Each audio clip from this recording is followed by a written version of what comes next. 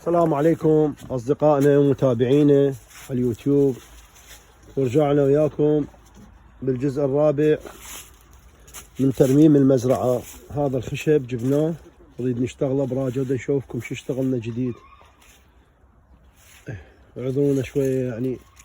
هذا الخشب جبناه للقمرية، هذا الخشب جبناه للقمرية. هسه راح اصور لكم وراح اشوفكم. اعذرونا شوية، هاي التساقط اشجار شوية، هي هم وصفة. هذا تاير جبنا للعربانة. هذا الخشب نرجع هسه نرتب ونصفط واشوفكم اياه ان شاء الله. هذا المخزن سويناه، هذا المخزن سويناه.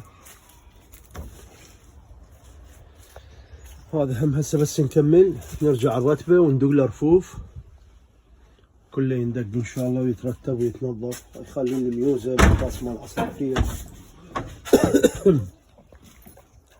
شوفكم الجديد. طبعا يراد لها شغل ويراد لها تعب، بس الحمد لله والشكر يعني سوينا هالنقدر عليه وبدنا نشتغل بعدنا مستمرين. هذا الطريق كله طبعا تبلط، هاي سنادين. هذا السياج مثل ما تعرفون، وهذا سمبا. تعال سمبا، تعال. هذا سمبا. يوسف شيلها هاي الشمسية. هاي هنا صارت عندنا حديقة صغيرة قطعناها وما شوي. هاي يا اخواني القمرية، هاي اذا واضح وياكم. هاي اعذرونا شوية وصاخة.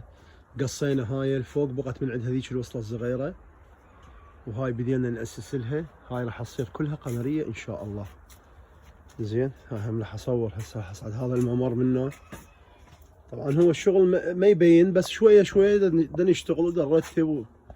هاي صارت عندكم غرفة، يعني ما مصور لكم اياها، صورت لكم الحمام، صورت لكم هاي الشرفة.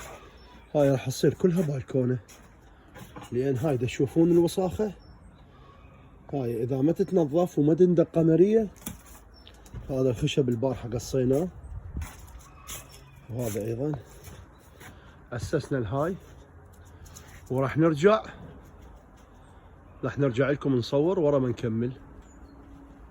هذا كله نقص، بقت بس هاي الوصلة الصغيرة.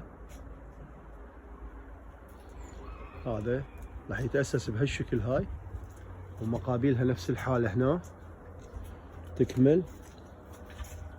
هاي بالنسبة للبالكونة راح تصير كلها بالكون. خلينا نصور لكم الكرفان من جوا. هو طبعا مو كرفان، كوخ. هذا الكوخ من الداخل كملناه بقبيب الصبغ. اطلع سمبا. هذا الكوخ من الداخل هم انطوني رأيكم. هاي فرشنا زوالي. هذا ميز مال طعام. هذا صار هنا عندنا مطبخ، كاونترات علقت له جديدة. بعد له صبغ، بعد له تغليف حياطين. زين، هاي هنا علقنا تعلاقة مال ملابس. هذا هم انطوني رأيكم بيه. كراويته. نجي هنا على هاي الغرفة اللي بديناها من الصفر، تتذكروها بالفيديوهات الأولانية، أول فيديو ثاني فيديو. هاي صارت بهالشكل هذا. اللهم صل على محمد وآل محمد. هاي صارت بهالشكل هذا. هاي كنترول صغير طبعا.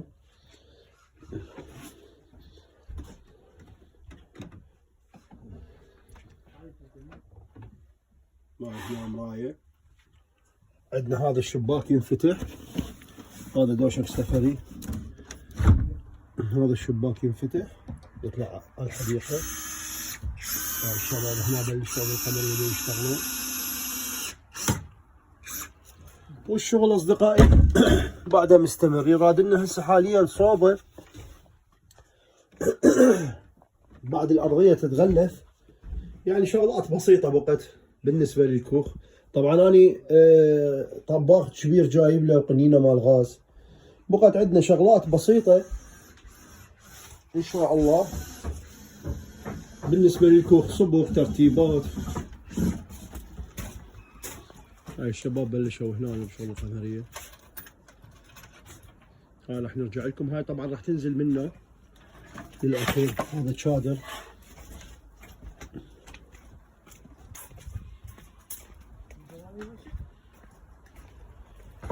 اللي متابعنا يتذكر شلون كانت. هاي كانت كلها طين وتراب.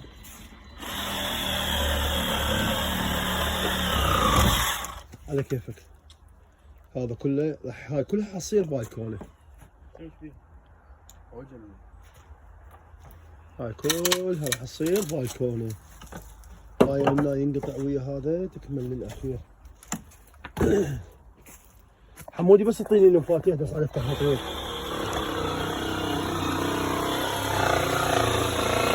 هذا اللي صورت لكم اياه بالفيديو السابق.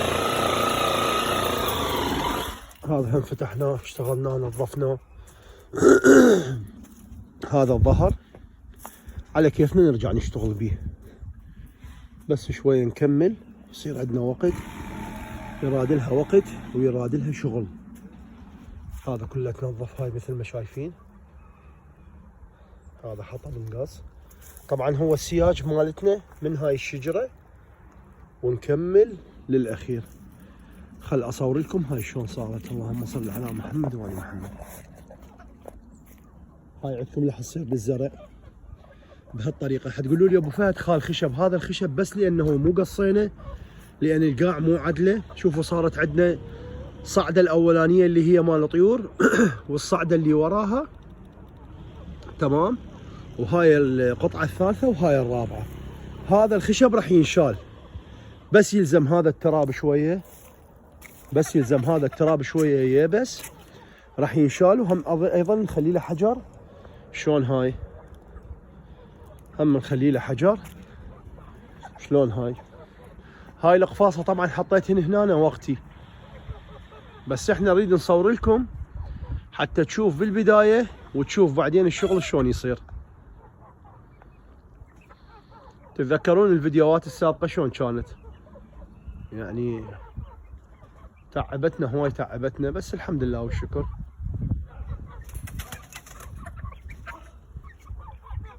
هاي هنا حيصير برج كبير للدجاج، لان ممنوع عندنا هنا ممنوع هيك. اذا تجي البلديه تسوي لي غرامه عليه.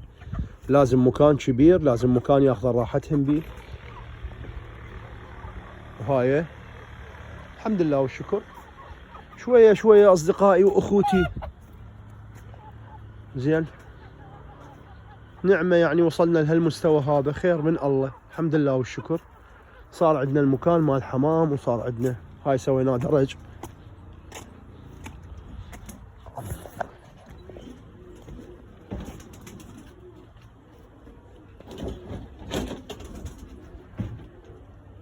هاي بهالطريقة. هاي الابراج. هسه راح نفتح وياكم الحمام.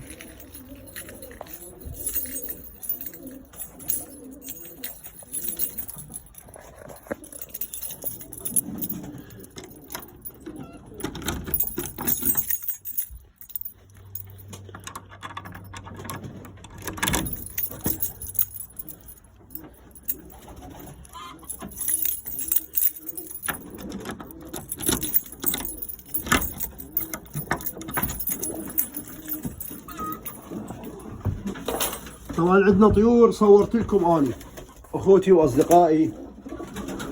عندنا طيور. سمبا اقعد. عندنا طيور طلعت تمام. بسم الله الرحمن الرحيم. راحت المتابعنا والاخونا مهند ابو عادل البرين. وهذا الحمام اللي يبقى عندنا بالنسبه للتور. هاي التور الباكستانيات هنا.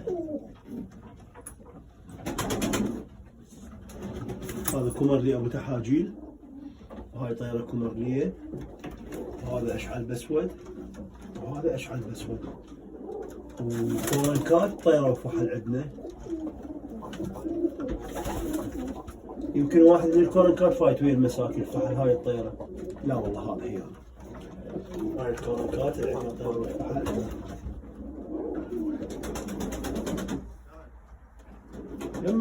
رجعتها يم هاي يم السياج مالتهم. هذني الخضراويات الطيرة والفحل اللي زمان حلة فتحناهن.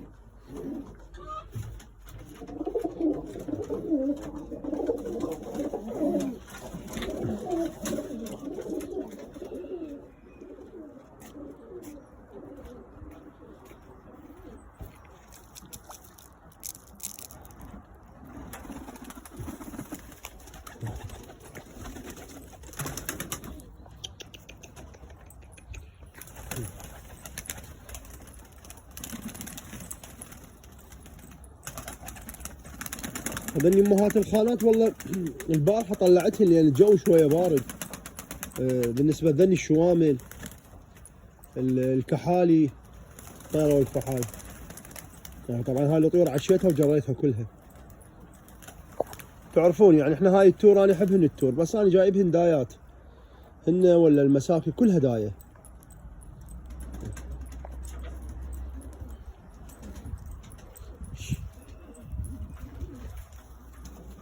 افتح المساكي.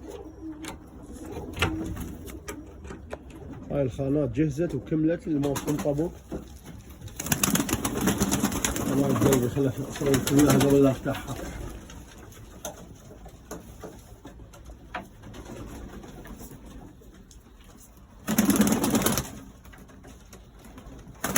هذا الكحل هو طيرته هنا موجودات. هذا هو وهاي طيرته والبقر كلها مساكي.